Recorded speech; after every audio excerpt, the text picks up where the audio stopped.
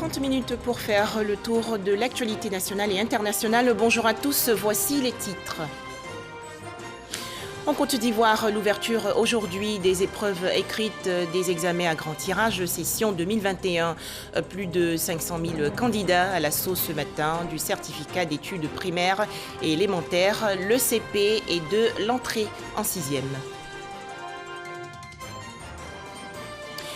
Les populations du monde entier sensibilisées aujourd'hui à une meilleure gestion des océans et de leurs ressources. C'est la journée mondiale des océans en Côte d'Ivoire. La déclaration du gouvernement est lue par le ministre de l'Environnement et du Développement durable, Jean-Luc Assis. Enfin, en Israël, le vote de confiance pour un nouveau gouvernement sans le Premier ministre Benjamin Netanyahou fixé au 13 juin prochain. Ouverture aujourd'hui à Abidjan du premier sommet mondial virtuel sur le caoutchouc, réunion sous le haut patronage du Premier ministre Patrick Hachi. Thème retenu, affronter l'avenir, durabilité et croissance pour la nouvelle normalité. Pour le chef du gouvernement ivoirien, la Côte d'Ivoire va révolutionner son économie du caoutchouc et lui donner toutes ses lettres de noblesse. Premier sommet mondial virtuel sur le caoutchouc ouvert aujourd'hui à Abidjan. Écoutons le Premier ministre ivoirien Patrick Hachi.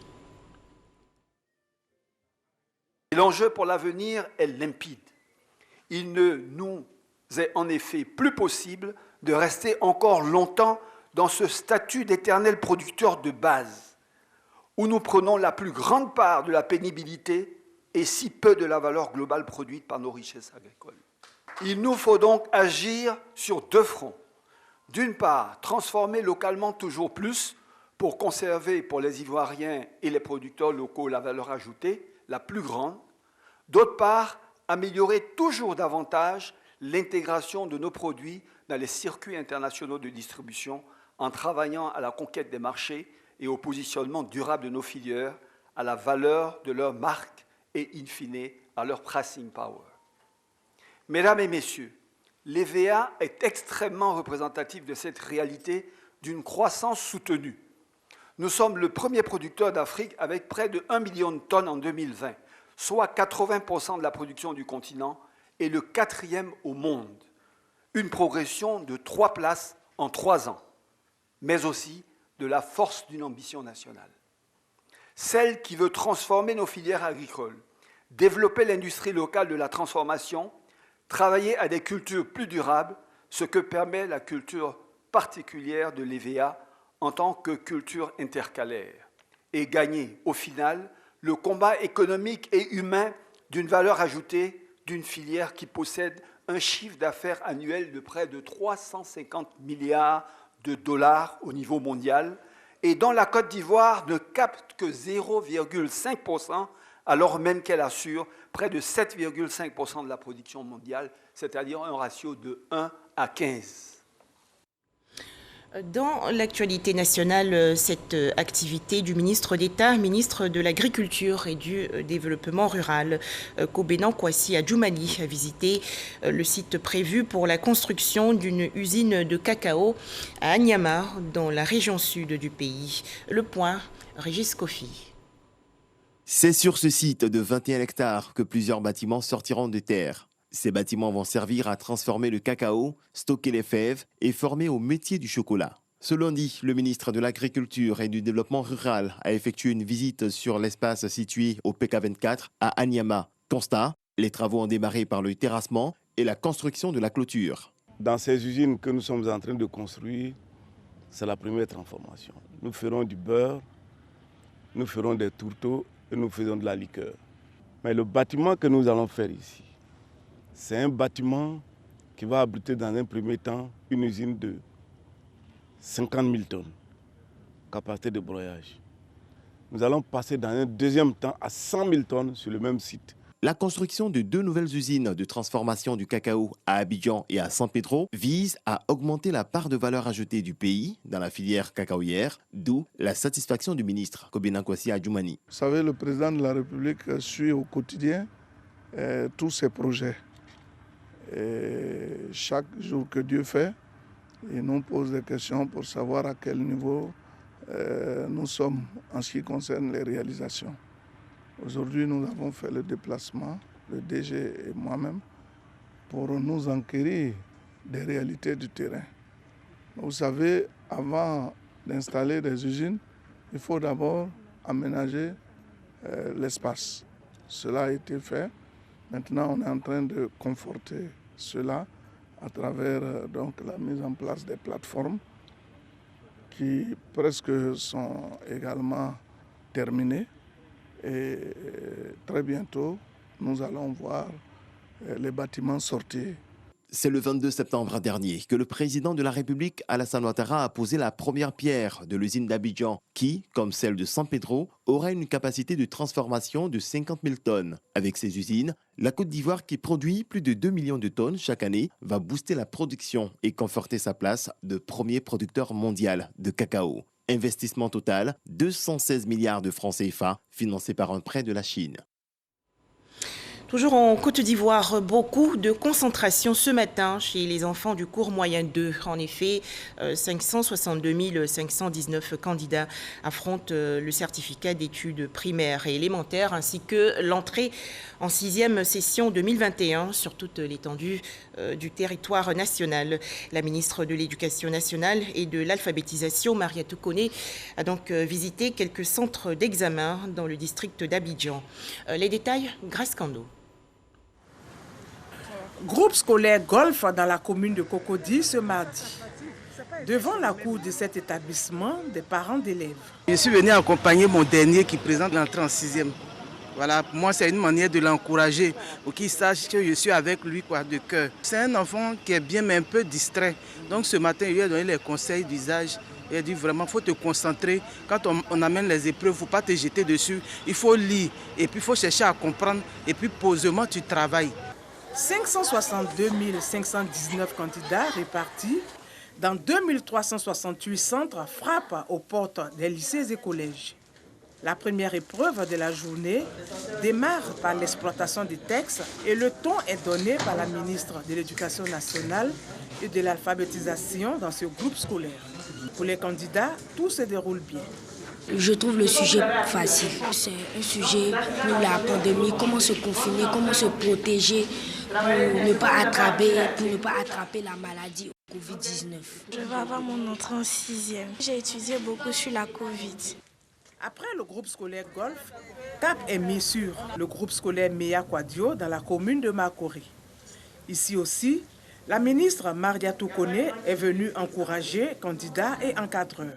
Les épreuves sont faciles, donc je serai au collège l'année prochaine. Tout se déroule parfaitement bien. Aucun incident majeur. Les enfants sont très concentrés pour la première épreuve. En plus de l'exploitation des textes, les candidats vont composer dans 3 autres matières, éveil au milieu, orthographe et mathématiques. Pour ces premiers examens à grand tirage sous l'ère Mariatou Koné, l'accent est mis sur la lutte contre la tricherie. C'est la satisfaction parce que les enfants sont détendus.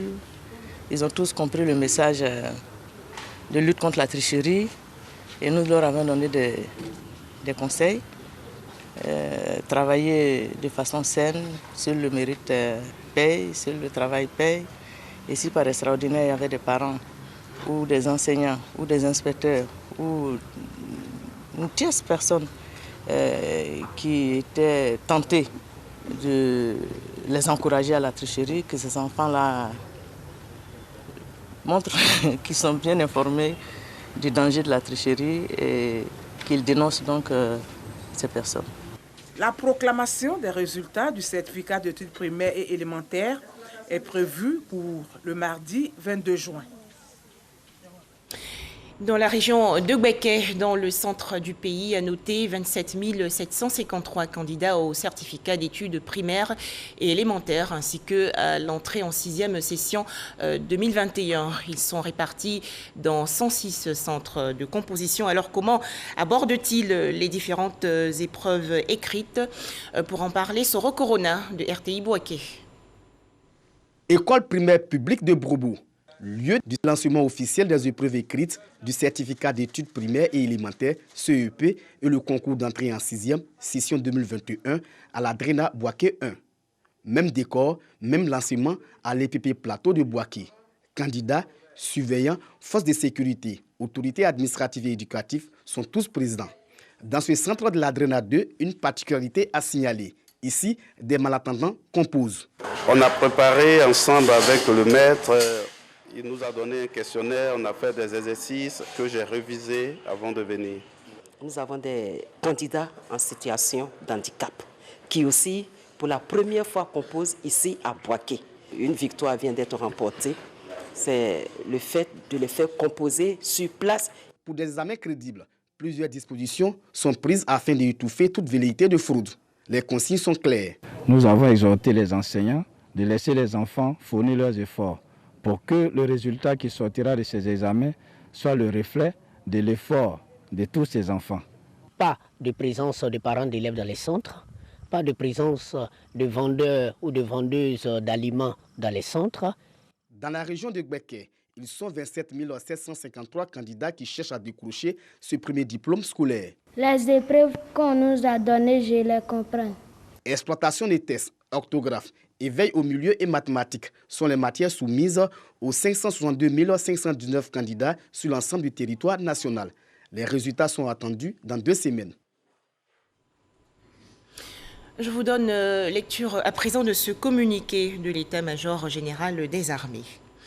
Dans la nuit du lundi 7 juin 2021, aux environs de 21h, la localité de Toubo, située dans la région du Bounkani, département de Téini et frontalière du Burkina Faso, a été attaquée par des individus armés.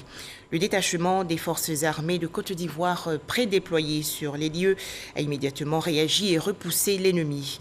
Le bilan provisoire fait état d'un soldat ivoirien décédé des suites de ses blessures. Aucune victime civile n'est à déplorer.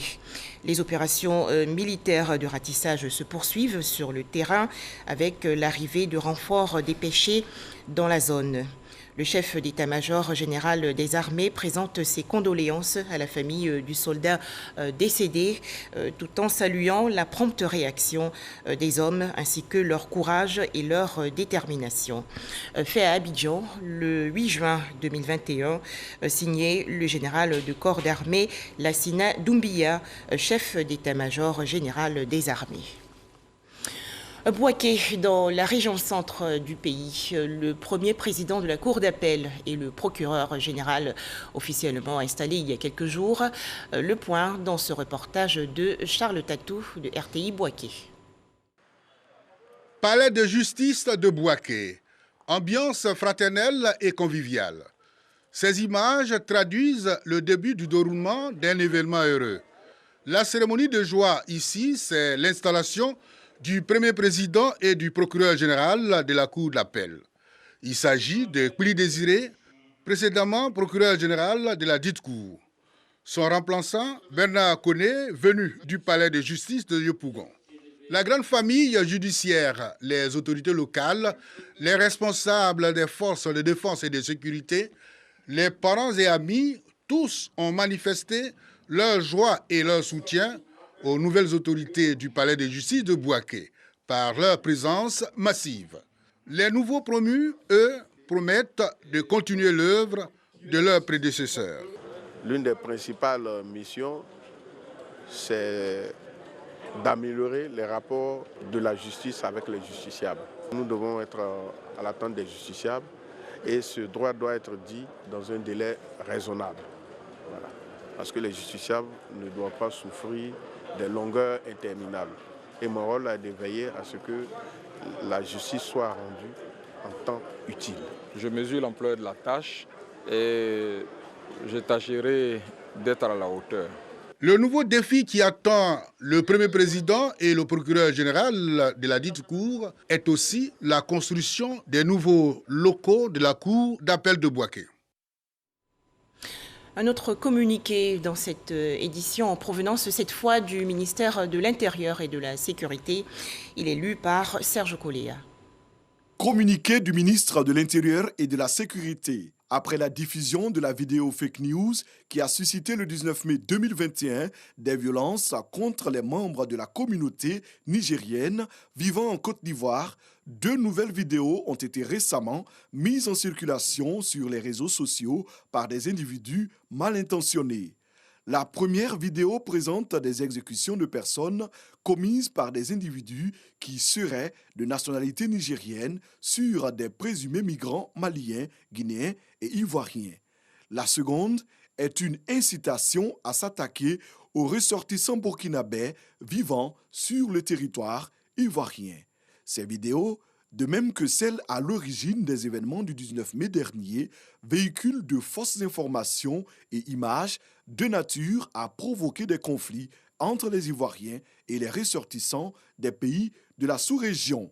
Face à ces actes récurrents d'incitation à la violence et aux conflits intercommunautaires qui perturbent et fragilisent la cohésion sociale et la paix, le gouvernement ivoirien a pris toutes les dispositions pour identifier, rechercher et interpeller les auteurs de ces fausses informations et ceux qui les relaient afin qu'ils répondent de leurs actes devant les tribunaux.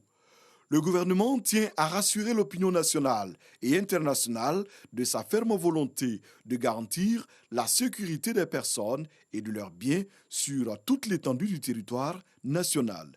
Le gouvernement invite par conséquent les populations à ne pas céder à de telles manipulations, à demeurer calmes et à continuer de vaquer librement à leurs occupations habituelles.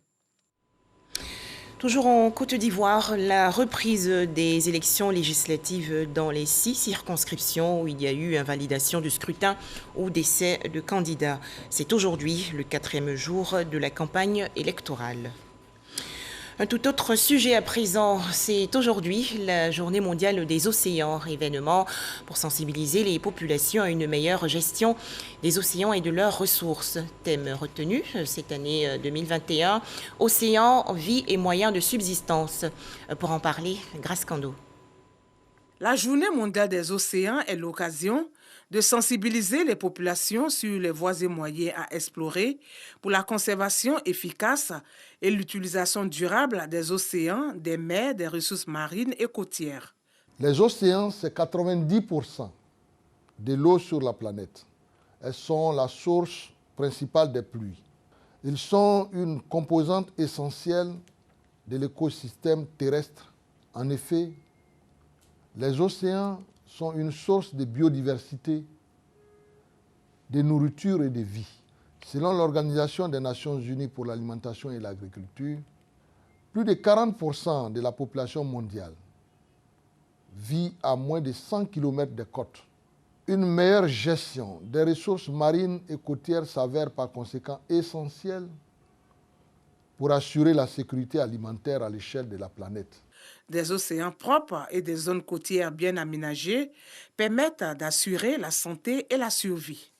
Notre vie dépend de notre océan et nous avons l'obligation de le protéger pour continuer de bénéficier de ces énormes ressources et services. C'est pourquoi soutenir toutes les initiatives qui visent à conserver notre océan et notre zone côtière nous aidera à atteindre l'objectif de développement durable. Sur la vie aquatique. Le ministre de l'Environnement et du Développement durable invite les populations à avoir des comportements éco-citoyens en vue de protéger et restaurer les océans pour les générations futures.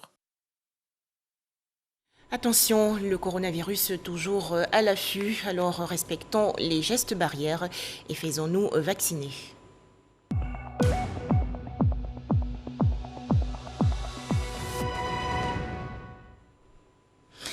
En Côte d'Ivoire, 3 nouveaux cas de coronavirus malheureusement enregistrés hier par le ministère de la Santé, de l'Hygiène publique et de la couverture maladie universelle. Le pays compte à présent 47 493 cas confirmés de coronavirus, 46 989 personnes guéries, 306 décès et 198 cas actifs. Faisons-nous vacciner et respectons davantage les gestes barrières. Également au chapitre santé, la lutte contre le paludisme. La commune de Trècheville, dans le district d'Abidjan, mène actuellement une campagne de démoustication. Objectif, tuer les larves des moustiques en cette période pluvieuse. Les explications de Franck Quadio. Trècheville, dôme du rond-point de la rue 12, les leaders communautaires de la commune et les enfants sont sensibilisés à un environnement familial ou communal sans eau stagnante. Les eaux stagnantes sont des lieux de prolifération du moustique dont la femelle, l'anophèle, est à la base de la survenue de maladies telles le paludisme, la fièvre jaune, entre autres. Une initiative du conseil municipal qui a sollicité le ministère de la Santé et de l'Hygiène publique pour une campagne de démoustication. Des quartiers comme le quartier Yobou-Lambert, c'est des lieux où il y a beaucoup de moustiques. Avec nos quartiers, les cours communes, très souvent, on laisse traîner beaucoup de choses qui sont des nids à moustiques. Et c'est la raison pour laquelle nous avons initié cette action-là. Cette campagne de démoustication mêle le didactique, échange et explication par exemple, celle relative à la cause de la résistance du moustique aux aérosols et moustiquaires imprégnés. Il s'agit de pulvériser tout le territoire communal grâce aux techniciens de l'Institut national d'hygiène publique. Essayer tant bien que mal de montrer à ces responsables communautaires-là le lien entre notre environnement immédiat, c'est-à-dire avec les gîtes larvaires et la prolifération de moustiques, pour les amener à un changement de comportement. L'initiative que le maire a prise pour la commune de Trècheville est très bonne. Nous, en tant que ses représentants dans les quartiers, nous allons aller faire le travail qu'il faut. Amener chaque personne dans les appartements à être responsable et à éradiquer le moustique même. Le conseil municipal de Trècheville multiplie les initiatives. En plus de la démoustication, ont déjà été lancées une séance de dépistage des maladies métaboliques en janvier, de la prostate et de la drépanocytose dans le mois de février 2021. Un tout autre sujet à présent, plus de 100 pages dans cette œuvre pour relater et expliquer les grandes réalisations 2011-2020 du gouvernement ivoirien sous le leadership du président de la République Alassane Ouattara. Le livre intitulé Alassane Ouattara aux portes de l'émergence a donc été présenté au grand public par son auteur, le ministre Sidi Tiemoko Touré. C'était le 29 mai dernier à l'université Alassane Ouattara de Bouaké, dans le centre du pays. Découvrons cet ouvrage avec Soro Corona de RTI Bouaké. Bonne gouvernance, coopération internationale, développement humain, création des recherches et d'emplois, performance au plan économique, promotion du genre, action sociale. Résumé du livre Alassane Ouattara aux portes de l'émergence, écrit par le ministre Sidi Touré. Cet ouvrage de 106 pages est la compilation du programme de gouvernement du président Alassane Ouattara sur la période 2011-2020. Paru à une semaine de la présidentielle de 2020, l'auteur continue les cérémonies de présentation et de dédicaces de l'œuvre. À l'université Alassane Ouattara, l'écrivain a donné les motivations de la rédaction de ce livre documentaire. Cet ouvrage, c'était par devoir, mais aussi pour inscrire dans la mémoire pour les générations à venir, mais surtout les générations actuelles, ce qui a été fait par un grand homme, qui est le président Alassane Ouattara. On apprécie pas à la hauteur qu'il faut ce qui a été réalisé, les prouesses qui ont été faites depuis 2011. Devant la famille universitaire et les autorités locales, Sidi Touré a démontré comment la Côte d'Ivoire s'est développée en si peu de temps. Remercier l'homme politique, le ministre Sidi Tiemoko Touré, a pris sur lui de pérenniser l'œuvre du président Alassane Ouattara. Les responsables politiques au niveau du gouvernement et les membres du gouvernement ne communiquaient pas assez autour des actions du président. Et je pense que pour corriger ce déficit-là, le ministre Sidi a eu le nez creux en faisant ce livre. Étudiants et enseignants saluent ce travail objectif et scientifique. C'est une œuvre qui nous permettra quand même de finir nos thèses et ça permettra de faciliter nos recherches. Donc aujourd'hui, voir une œuvre traçant son parcours, nous ne peut que nous laisser en joie et de savoir que désormais nous avons un outil de travail. Dans le livre Alassane Ouattara aux portes de l'émergence, Sidi Touré met en lumière le leadership du président Alassane Ouattara. L'auteur rend également hommage à feu le Premier ministre Amadou Gon Coulibaly, dont la coordination de l'action gouvernementale a abouti à ces résultats. Les femmes rurales de la région de la Maraoué, dans le centre-ouest du pays, réclament un meilleur encadrement et une formation efficiente, ce qui va d'ailleurs permettre à ces agricultrices de se réaliser socialement. Elles sont au micro de Eugène Atoubé. Derrière les cadeaux qu'elles reçoivent avec joie et bonheur, et touchées aussi par l'hommage et le geste de reconnaissance des hommes, les femmes ne perdent pas de vue leur combat pour une meilleure réalisation sociale. L'autonomisation existe dans la Maraoué. En Côte d'Ivoire, tout le monde connaît le dynamisme de la femme et son implication dans l'économie, surtout dans la distribution du vivrier. Ce qu'elle demande, c'est un appui.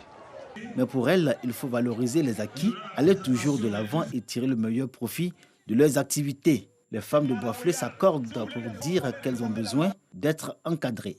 On a invité les ONG pour venir ici à Boisflé pour encadrer nos femmes. C'est une doléance aux autorités de Boisflé. Aider les femmes qui ne sont pas allées à l'école à bien faire leur travail par la formation. C'est mon combat actuellement. Si les gens peuvent nous aider à former ces gens, ça serait les bienvenus.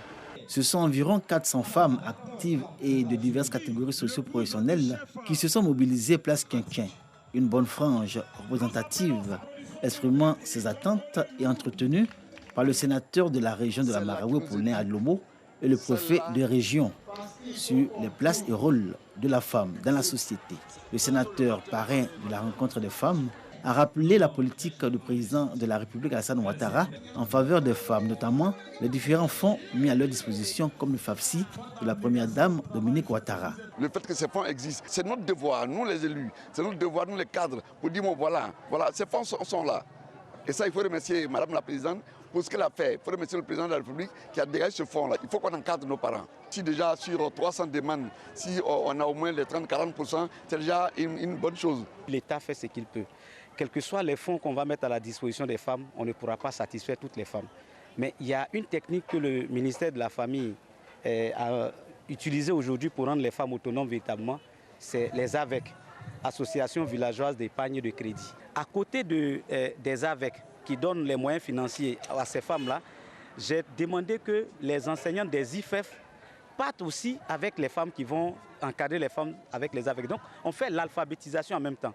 Vous voyez que la femme qui n'avait pas les moyens, par l'AVEC, elle devient autonome financièrement, mais elle devient maintenant alphabétisée à travers ce processus que nous mettons en place. Il suffit de les accompagner en trouvant des petites techniques pour que véritablement elles soient autonomes. La direction régionale de la femme, de la famille et de l'enfant de la Maraoué sensibilise les femmes à travers leurs associations à un changement de comportement. Faire des femmes de Boisflé déjà battantes et dynamiques, des femmes entreprenantes. Des nouvelles sportives à présent avec cette bonne moisson de médailles pour la Côte d'Ivoire au championnat d'Afrique de taekwondo les 5 et 6 juin dernier à Dakar au Sénégal. La Côte d'Ivoire a remporté 11 médailles, dont 3 en or attribuées à Ruth Gbagbi chez les moins de 67 kg, à Aminata Charlène Traoré chez les plus de 73 kg et à Cissé Cheikh Salah Junior chez les moins de 80 kg. Bravo aux athlètes ivoiriens. Direction la Cour pénale internationale de La Haye, aux Pays-Bas, où Ratko Mladic attend aujourd'hui le verdict des juges de la CPI sur son appel. Arrêté en 2011, après 16 ans de cavale, l'ancien chef militaire serbe de Bosnie a été reconnu coupable en 2017 par le tribunal pénal international pour l'ex-Yougoslavie de 10 chefs d'accusation sur 11, dont génocide, crime de guerre et crime contre l'humanité commis pendant la guerre de Bosnie de 1992 à 1995. À noter plus de 100 000 morts et environ 3 millions de déplacés. Enfin, en Israël, dernière étape avant l'installation au pouvoir de la coalition, le vote de confiance du Parlement aura lieu le 13 juin prochain. Le nouveau gouvernement israélien va mettre ainsi un terme aux 12 ans de mandat de Benyamin Netanyahou, Premier ministre le plus pérenne de l'histoire du pays. Et c'est la fin de ce journal. Merci de nous avoir suivis.